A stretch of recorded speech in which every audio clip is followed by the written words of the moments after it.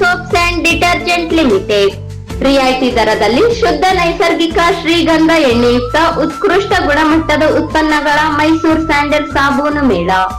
ಸಾಬೂನು ತಯಾರಿಕೆಯಲ್ಲಿ ವಿಶ್ವದಲ್ಲಿಯೇ ಹೆಸರು ಗಳಿಸಿರುವ ಹಾಗೂ ಶತಮಾನೋತ್ಸವವನ್ನು ಪೂರೈಸಿರುವ ಕರ್ನಾಟಕ ಸರ್ಕಾರದ ಹೆಮ್ಮೆಯ ಸಂಸ್ಥೆ ಎಂಬ ಖ್ಯಾತಿಗೆ ಪಾತ್ರರಾಗಿರುವ Karnataka soaps and detergent limited ರಿಯಾಯಿತಿ ದರದಲ್ಲಿ ತನ್ನ ಉತ್ಪನ್ನಗಳನ್ನು ಪ್ರದರ್ಶನ ಹಾಗೂ ಮಾರಾಟ ಮೇಳವನ್ನು ಆಯೋಜಿಸುತ್ತಿದೆ.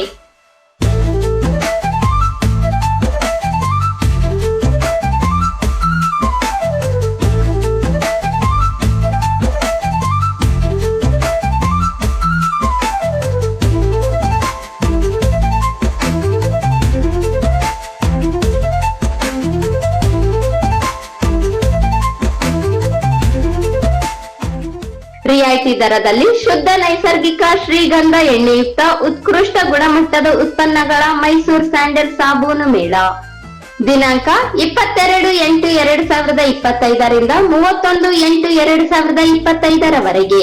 ಸಮಯ ಬೆಳಿಗ್ಗೆ 10 ಗಂಟೆಯಿಂದ ರಾತ್ರಿ 9 ಗಂಟೆಯವರೆಗೆ. ಸ್ಥಳ ವೀರಶೈವ ಲಿಂಗಾಯತ ಕಲ್ಯಾಣ ಮಂಟಪ, ಶ್ರೀ ಬಸವೇಶ್ವರ ರಸ್ತೆ, ರಾಯಚೂರು.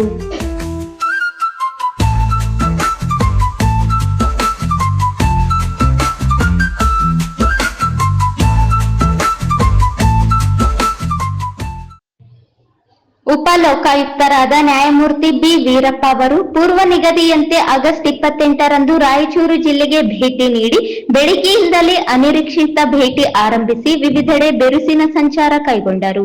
ರಾಜಧಾನಿ ಬೆಂಗಳೂರಿನಿಂದ ಉದ್ಯಾನ ಎಕ್ಸ್ಪ್ರೆಸ್ ರೈಲು ಮೂಲಕ ಬೆಳಗ್ಗೆ 4:30 ವೇಳೆಗೆ ರಾಯಚೂರು ನಗರಕ್ಕೆ ಆಗಮಿಸಿದ ಲೋಕಾಯುಕ್ತರು ಕೃಷಿ ವಿಜ್ಞಾನಗಳ ವಿಶ್ವವಿದ್ಯಾಲಯದ ಹೊಸ ಅತಿಥಿ ಗೃಹಕ್ಕೆ ಆಗಮಿಸಿ ಚಹಾ ವಿರಾಮದ ನಂತರ ಬೆಂಗಳೂರಿನ ಲೋಕಾಯುಕ್ತ ಕಚೇರಿಯ ಅಪರ ನಿಬಂಧಕರಾದ ರಮಾಕಾಂತ್ ಚೌಹಾಣ್, ಶಿವಾಜಿ ಅನಂತ್ ನಲವಾಡೆ ಮತ್ತು ಉಪ ನಿಬಂಧಕರಾದ ಅರವಿಂದ್ ಮತ್ತು ಇನ್ನಿತರ ಅಧಿಕಾರಿಗಳೊಂದಿಗೆ ಅನಿರೀಕ್ಷಿತ ಭೇಟಿ ಕಾರ್ಯಾಚರಣೆಗಿಳಿದರು. ಬೆಳಿಗ್ಗೆ 6:45ಕ್ಕೆ ಕೃಷಿ ಆವರಣದಿಂದ ಹೊರಟು ನೇರವಾಗಿ ಹೈದರಾಬಾದ್ ರಸ್ತೆಯಲ್ಲಿನ ತರಕಾರಿ ಮಾರುಕಟ್ಟೆ ಆವರಣಕ್ಕೆ 7:30ರ ಸುಮಾರಿಗೆ ಭೇಟಿ ನೀಡಿದರು. ಮಾರುಕಟ್ಟೆಯಲ್ಲಿದ್ದ ತರಕಾರಿ ಗುಣಮಟ್ಟ, ಮಾರಾಟದ ಪ್ರಕ್ರಿಯೆ ಬಗ್ಗೆ ಮಾಲೀಕರು ಮತ್ತು ಹಮಾಲರಿಂದ ಮಾಹಿತಿ ಪಡೆದುಕೊಂಡರು. ಕಾಯಿಪಲ್ಲೆ ಚೀಲವನ್ನು ತೂಕದ ಯಂತ್ರಗಳಲ್ಲಿಟ್ಟು ಯಂತ್ರದ ಪ್ರಮಾಣ ಪರೀಕ್ಷಿಸಿದರು. ತರಕಾರಿ ಮಾರಾಟಗಾರ ಮಹಮ್ಮದ್ ಇಕ್ಬಾಲ್ ಅವರನ್ನು ಮಾತನಾಡಿಸಿ ತರಕಾರಿ ಮಾರಾಟದ ಬಗ್ಗೆ ಮಾಹಿತಿ ಪಡೆದುಕೊಂಡರು. ಹಮಾಲಿಗಳಿಗೆ ತಮ್ಮ ಬಳಿ ಕರೆಸಿಕೊಂಡು ನೀವು ಇನ್ಶೂರೆನ್ಸ್ ಮಾಡಿಸಿದ್ದೀರಾ, ಪ್ರತಿದಿನ ಎಷ್ಟು ಸಂಪಾದನೆ ಮಾಡುತ್ತೀರಾ ಎಂದು ಕೇಳಿದರು. ಹಮಾಲಿಗಳು ಹೆಚ್ಚಾಗಿ ಬಿಹಾರ ರಾಜ್ಯದವರಾಗಿದ್ದಾರೆ ಎಂದು ಲೇಬಲ್ ಅಧಿಕಾರಿ ಶ್ರೀಹರಿ ಮಾಹಿತಿ ನೀಡಿದರು. ಹಮಾಲಿಗಳು ನಿತ್ಯ ತಂಗುವ ಸ್ಥಳ, ಅವರಿಗೆ ನೀಡುವ ಸೌಕರ್ಯದ ಬಗ್ಗೆ ಇದೇ ವೇಳೆ ಲೋಕಾಯುಕ್ತರು ಖುದ್ದು ಪರಿಶೀಲಿಸಿದರು. ಪ್ರತಿಯೊಬ್ಬರಿಗೂ ಗೌರವಯುತ ಜೀವನ ನಡೆಸುವ ಹಕ್ಕಿದೆ ಎಂದು ಸಂವಿಧಾನದ ಕಲಂ 21 ಹೇಳುತ್ತದೆ. ಕೂಲಿಗಳನ್ನು ಪ್ರಾಣಿಗಳಂತೆ ಕಾಣದೆ, ಕೀಳಾಗಿ ಭಾವಿಸದೆ ಅವರಿಗೆ ಸರಿಯಾದ ಸೌಕರ್ಯ ಕಲ್ಪಿಸಬೇಕು. ಆರೋಗ್ಯದ ಬಗ್ಗೆ ತಿಳುವಳಿಕೆ ಮೂಡಿಸಿ ಎಂದು ಕೃಷಿ ಮಾರುಕಟ್ಟೆ ಅಧಿಕಾರಿಗಳಿಗೆ ಸೂಚನೆ ನೀಡಿದರು. ಎಪಿಎಂಸಿ ಬೈಲಾದಂತೆ ಫಾರ್ಮಾ 25 ಸರಿಯಾಗಿ ಪಾಲನೆಯಾಗಬೇಕು ಎಂದು ನಿರ್ದೇಶನ ನೀಡಿದರು. ಹಮಾಲಿಗಳಿಗೆ ಕಡ್ಡಾಯ ರಿಜಿಸ್ಟರ್ ಮಾಡಿಸಿ ಫೋಟೋ ದಾಖಲಾತಿ ಇಟ್ಟುಕೊಳ್ಳಬೇಕು. ಅವರಿಗೆ ಪಿಎಫ್ ವಿಮೆ ಸಿಗುವ ಹಾಗೆ ವ್ಯವಸ್ಥೆ ಮಾಡಬೇಕು. ಇಲ್ಲದಿದ್ದಲ್ಲಿ ಕ್ರಿಮಿನಲ್ ಮೊಕದ್ದಮೆ ಎದುರಿಸಬೇಕಾಗುತ್ತದೆ ಎಂದು ಮಾಲೀಕರಿಗೆ ಎಚ್ಚರಿಕೆ ನೀಡಿದರು. ಹಮಾಲಿಗಳೆಲ್ಲರೂ ಶ್ರಮದ ಕೆಲಸ ಮಾಡುತ್ತೀರಿ, ಗುಟಕ ಸಿಗರೆಟ್ ಬಳಸಬೇಡಿ ಎಂದು ಅವರಿಗೆ ಆರೋಗ್ಯದ ಬಗ್ಗೆ ಪಾಠ ಮಾಡಿದರು. ಅನ್ನದಾತರಾದ ರೈತರಿಗೆ ಮೋಸ ಮಾಡಬೇಡಿ ಎಂದು ಇದೇ ವೇಳೆ ಲೋಕಾಯುಕ್ತರು ಎಪಿಎಂಸಿ ತರಕಾರಿ ಮಾರುಕಟ್ಟೆ ಮಾಲೀಕರಿಗೆ ಮತ್ತು ಏಜೆಂಟರಿಗೆ ಎಚ್ಚರಿಕೆ ನೀಡಿದರು. ಎಪಿಎಂಸಿ ಅಧಿಕಾರಿಗಳು ಇದುವರೆಗೆ ರೈತರ ಮತ್ತು ಟ್ರೇಡರ್ ಸಭೆ ಮಾಡಿಲ್ಲ ಎಂದು ಲೋಕಾಯುಕ್ತರ ಎದುರು ರೈತರು ದೂರಿದರು. ಎಪಿಎಂಸಿ ಅಧಿಕಾರಿಗಳಿಗೆ ಸಭೆಗಳನ್ನು ನಿಯಮಿತವಾಗಿ ನಡೆಸಬೇಕು ಎಂದು ಲೋಕಾಯುಕ್ತರು ಅಧಿಕಾರಿಗಳಿಗೆ ಸೂಚಿಸಿ ಅವರ ವಿಸಿಟ್ ಡೈರಿ ಪರಿಶೀಲಿಸಿದರು. ಇಲ್ಲಿ ರೈತ ಭವನ ಇಲ್ಲ, ಹಮಾಲಿ ಕುಟುಂಬಗಳು ಇರುವ ಸ್ಥಳಕ್ಕೆ ಬಸ್ಸಿನ ಸೌಕರ್ಯ ಇಲ್ಲ ಎಂದು ಹಮಾಲಿ ಕುಟುಂಬದ ಮಹಿಳೆಯರು ಇದೇ ವೇಳೆ ಉಪ ಲೋಕಾಯುಕ್ತರ ಎದುರು ತಮ್ಮ ಅಳಲು ತೋಡಿಕೊಂಡರು. ರೈತ ಭವನ ನಿರ್ಮಾಣಕ್ಕೆ ಮತ್ತು ರಸ್ತೆ ದುರಸ್ತಿಗೆ ಕ್ರಿಯಾ ಯೋಜನೆಯಲ್ಲಿ ಅನುದಾನ ಮೀಸಲಿಟ್ಟು ಕಾರ್ಯ ಕೈಗೊಳ್ಳುವುದಾಗಿ ಎಪಿಎಂಸಿ ಅಧಿಕಾರಿಗಳು ಲೋಕಾಯುಕ್ತರಿಗೆ ಉತ್ತರಿಸಿದರು.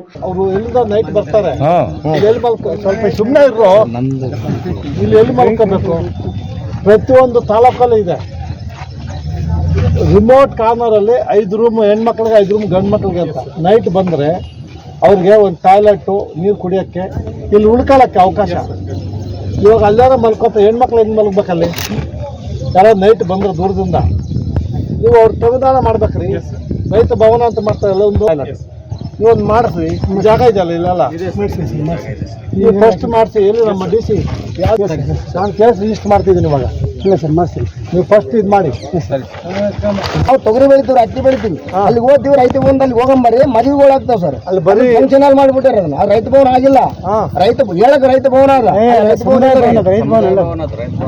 ಸಮುದಾಯ ಭವನ ಅಂತ ಬಿಡೋದು.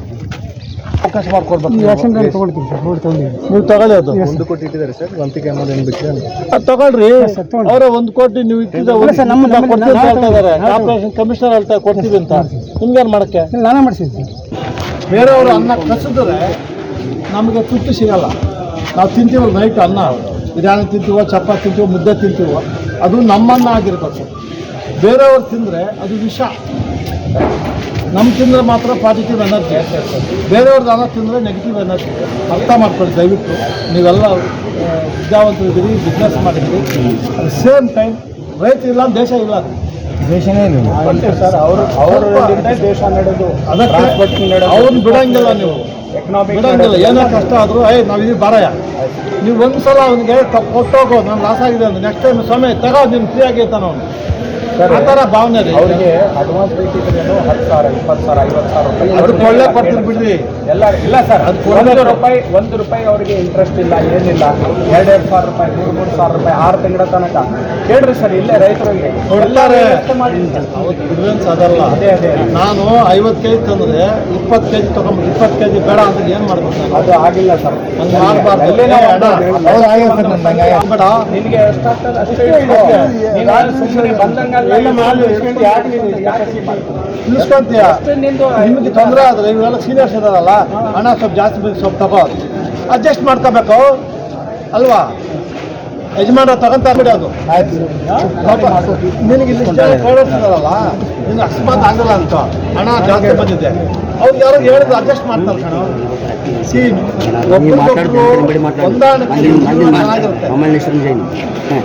ಬಸವಣ್ಣ ಬೋರ್ಡ್ ಹಾಕೋದು ನೋಡಿದೆ ಅಲ್ವಾ? ಕಾಯಕ ಎಲ್ರಿಗೂ ಕಾಯಕ ಇರಬೇಕು. ಅದು ಕಾಯಕದಲ್ಲಿ ಮೋಸ ಇರಬಾರ್ದು ಅಲ್ವಾ? ಮಾಡಿ ಒಳ್ಳೇದಾಗುತ್ತೆ. ಆಯ್ತು ಬಿಡಿ ಯಜಮಾನ. ಬಳಿಕ ಉಪಲೋಕಾಯುಕ್ತರು ಕೈಗಾರಿಕಾ ಪ್ರದೇಶಕ್ಕೆ ಭೇಟಿ ನೀಡಿ ಟೈಮ್ಯಾಕ್ಸ್ ಮತ್ತು ಹತ್ತಿರದ ವಿವಿಧ ಕಾರ್ಖಾನೆಗಳ ಬಳಿಯಲ್ಲಿ ಹರಿಯುತ್ತಿದ್ದ ಕೆಮಿಕಲ್ ಮಿಶ್ರಿತ ಕಲುಷಿತ ನೀರು ವೀಕ್ಷಣೆ ಮಾಡಿದರು. ಇಲ್ಲಿಗೆ ತಾವು ನಿಯಮಿತ ಭೇಟಿ ನೀಡಿ ಈ ಕಲುಷಿತ ನೀರು ಎಲ್ಲಿಗೆ ಹರಿಯುತ್ತದೆ ಎಂದು ನೋಡಿದ್ದೀರಾ?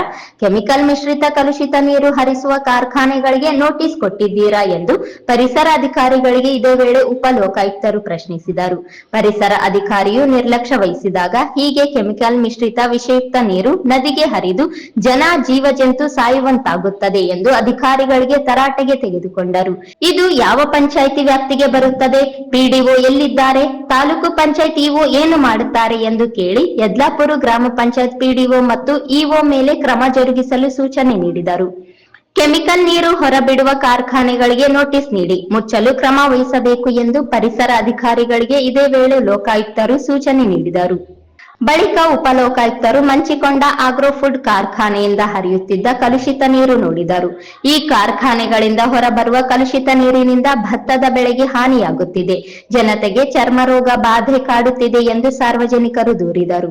ಸುತ್ತಲಿನ ಹಳ್ಳಿಗಳಲ್ಲಿ ಸಂಚರಿಸಿ ಚರ್ಮ ರೋಗ ಬಗ್ಗೆ ಮತ್ತು ಭತ್ತದ ಬೆಳೆಯ ಬಗ್ಗೆ ಪರಿಶೀಲಿಸಿ ಸಂಜೆಯೊಳಗೆ ವರದಿ ನೀಡಬೇಕು ಎಂದು ಚಿಕ್ಕಸುಗೂರು ಪಿಡಿಒ ಅವರಿಗೆ ಲೋಕಾಯುಕ್ತರು ಸೂಚನೆ ನೀಡಿದರು.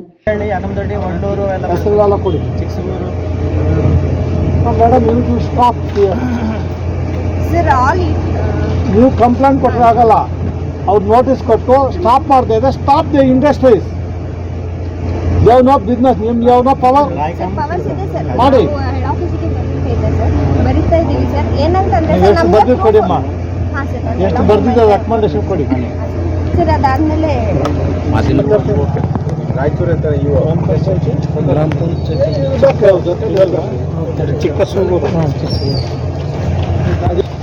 ಟೋಟಲ್ 15 ಹಳ್ಳಿ ಎಷ್ಟು ಗಲೀಜ್ ನೀರಲ್ಲಿ ಹೋಗ್ತಾ ಇದೆ. ಪಾಯ್ಸನ್ ಅದು ಹಳ್ಳಿಗೆ ಕೆಲಸ ಆಗ್ತಾ ಇದೆ. ಏನು ರೆಕಾರ್ಡ್ಸ್ ಮೇಂಟೈನ್ ಮಾಡಿರಿ ಗ್ರಾಮ ಪಂಚಾಯತಿಗೆ? ಅವ್ರು ಬಂದಲ್ಲ ಅನ್ಸುತ್ತೆ ಇಲ್ಲಿ ನೋಡಕ್ಕೆ ಹೋಗಿ ಬಂದಂಗಿಲ್ಲ ಬಿಡಿ. ಗ್ರಾಮ ಪಂಚಾಯತ್ ಅಮ್ಮ ಬಂದು ಯಾವಾಗ ಬಂದು ನೋಡ್ಕೊ ಅಮ್ಮ ಒಳಗಡೆ ಹೋಗಂಗಿಲ್ಲ ಹೆಣ್ಮಕ್ಳು. ಸುಮ್ಮನೆ ರೋಡ್ ಹಾಕೊಡೋದು ಹೋಗ್ತಾ ಇದೆ. ಕೊಟ್ಟಿದ್ದಾರಂತೆ ಮೇಲ್ಗಡೆ ಎಲ್ಲೆಲ್ಲಿ ಫೋಟೋಸ್ ಕೊಟ್ಟಿದ್ದಾರಂತೆ ಇವರು.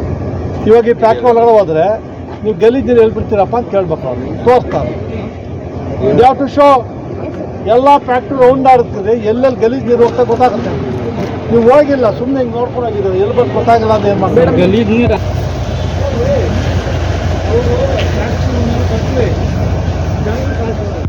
ಅಲ್ಲಿಂದ ಬೆಳಗಿನ 10 ಗಂಟೆಗೆ ಲೋಕಾಯುಕ್ತರು ಕೇಂದ್ರ ಬಸ್ ನಿಲ್ದಾಣ ಪ್ರವೇಶ ಮಾಡಿದರು. ಬಸ್ ನಿಲ್ದಾಣದ ಕ್ಯಾಂಟೀನ್ ಒಳಗಿನ ಅಡುಗೆ ಕೋಣೆಗೆ ತೆರಳಿ ತರಕಾರಿ, ದವಸ ಧಾನ್ಯಗಳ ಗುಣಮಟ್ಟ ಪರೀಕ್ಷಿಸಿದರು. ಪ್ರಯಾಣಿಕರಿಗೆ ಅನುಕೂಲವಾಗಲು ಶೌಚಾಲಯಗಳ ಬಳಿ QR ಕೋಡ್ ಹಾಕಿ ಅನುಕೂಲ ಕಲ್ಪಿಸಲು ಏಜೆನ್ಸಿಗಳಿಗೆ ಸೂಚನೆ ನೀಡಿದರು. ದ್ವಿಚಕ್ರ ವಾಹನ ನಿಲುಗಡೆ ಸ್ಥಳದಲ್ಲಿ ಬಸ್ ಶೆಲ್ಟರ್ ಅಳವಡಿಸಲು ಆವರಣದಲ್ಲಿ ಶುಚಿತ್ವ ಕಾಯ್ದುಕೊಳ್ಳಬೇಕು ಎಂದು ಇದೇ ವೇಳೆ ಉಪ ಲೋಕಾಯುಕ್ತರು ಸಾರಿಗೆ ಅಧಿಕಾರಿಗಳು ಮತ್ತು ಸಿಬ್ಬಂದಿಗೆ ಸೂಚಿಸಿದರು. ಎಪಿಎಂಸಿಯ ಹಮಾಲರ ಕಾಲೋನಿಗೆ ಬಸ್ ಹಾಕಲು ಸಂಜೆಯ ಒಳಗೆ ಆದೇಶ ಮಾಡುವುದಾಗಿ ಕೆಎಸ್ಆರ್ಟಿಸಿ ವಿಭಾಗೀಯ ನಿಯಂತ್ರಣ ಅಧಿಕಾರಿಯು ಲೋಕಾಯುಕ್ತರಿಗೆ ತಿಳಿಸಿದರು.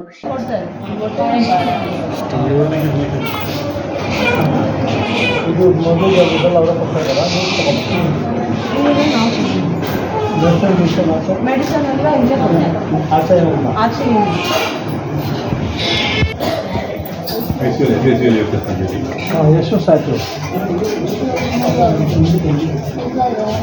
ಎಷ್ಟು ಸಾಯ್ತು ಇದಾಗಿ ಮಗು ಏನಾಗಲ್ಲ ಸರೋಗುತ್ತೆ. ಸ್ವಲ್ಪ ವೀಕ್ ಇದ್ದಂಗೆ ಸ್ವಲ್ಪ ದೂರ ತಿಂಗಳು ಹಾಕ್ಬಿಟ್ಟು ಚೆಕ್ ಮಾಡಿ ಇವಳು ಎಲ್ಲಿ ಇದೆ ಟ್ರೀಟ್ಮೆಂಟ್ ಬೇಬೀಸ್ ಎಲ್ಲ ಟೋಟಲ್ 500 ದುಡ್ಡು ಹಾಂ ಮಗು ಅಲ್ಲಿರ್ತದಲ್ಲ, ಮಗು ಅಲ್ಲಿ ತಾಯಿ ಖುಷಿ ಅಲ್ಲಿ ಬಿಸಿ ಮಾಡಿ ಇದಕ್ಕೆ ಹೋಗ್ತಾರೆ.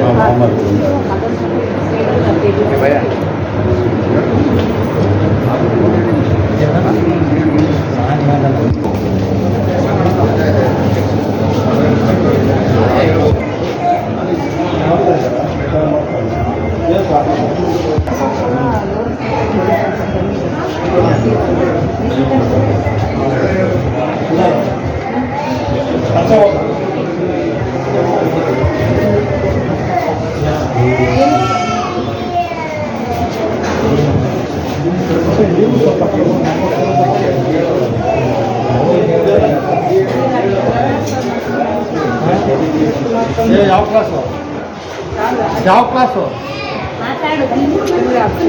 ನೀವೇನು ಸ್ವಲ್ಪ ఉండవు చాలా కేలదా ఇంత పెద్దగా ఉంది.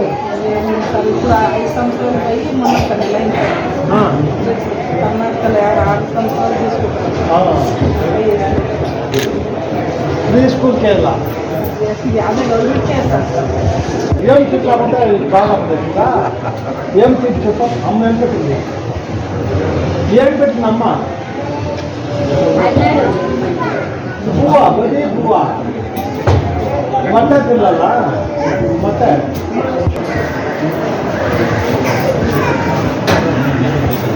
ಅದೇನು ಹೇಳ್ತಲ್ಲ.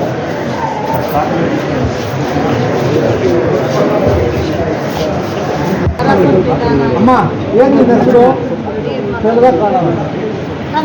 ಡೆವಲಪ್ಮೆಂಟ್ ಡೀಲರ್ ಹೇಳ್ಕೊಡು. Very good very good. ನಿನ್ನ ಹೆಸರೇನು? ನಿನ್ನ ಹೆಸರು ಹೇಳ್ಬೇಕಾರ? ಅದು ನಾ ಮಾತಾಡ್ಸೋದು ಅಷ್ಟೇ ಮಾತಾಡ್ಸೋದು ಇದು ಎಂತಂದ್ರೆ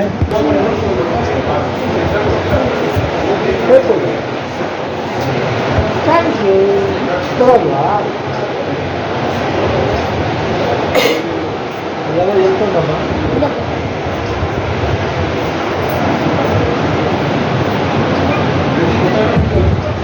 ಆಚೆಯಲ್ಲಿ ಬಂದಿಲ್ಲ ಎಲ್ಲ ಇಲ್ಲ.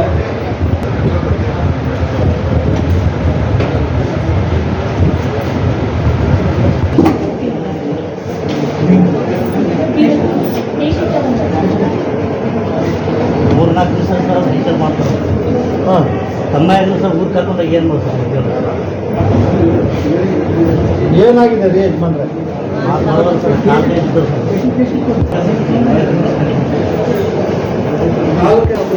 ಏನು ಹೊಡೆದ ಪ್ರಾಬ್ಲಮ್ ಡಾಕ್ಟ್ರೆ? ಅಲ್ಲ ಕಾರ್ ಲೈಸೆನ್ಸ್ ಏನಾದ್ರು ಮಾಡ್ಬೇಕು. ಹಾಂ ಕ್ಲೀನ್ ಆಗಬೇಕು ಸರ್. ಅಲ್ಲ, ಇದ್ರ ಮೇಲೆ ಆಗಲ್ಲ, ಅದಕ್ಕೆ ಒಂದು ಇದು ಬರುತ್ತೆ, ವಾಟರ್ ಬೆಡ್ ಹಾಕ್ಸ್ಬೇಕು. ವಾಟರ್ ಬೆಡ್ ಇದೆ ಸರ್ ಆಲ್ರೆಡಿ. ಇದೆ ಸರ್, ವಾಟರ್ ಬೆಡ್ ಇದೆ.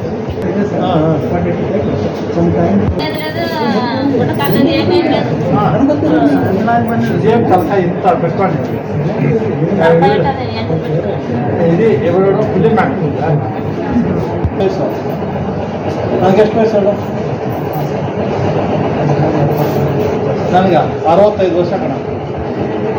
ನಾನು ಮಾಡ್ಕೋಬೇಕು, ಡಿಸೈನ್ ಅಲ್ಲ, ಅದು ದೊಡ್ಡ ಕಾಯಿಲೆ ಅಲ್ಲ. ನೀವು ಫುಡ್ ಕಂಟ್ರೋಲ್ ಎಲ್ಲ ಸರಿ ಹೋಗುತ್ತೆ. ಬರಬಾರ ಅಲ್ಲಿಂದು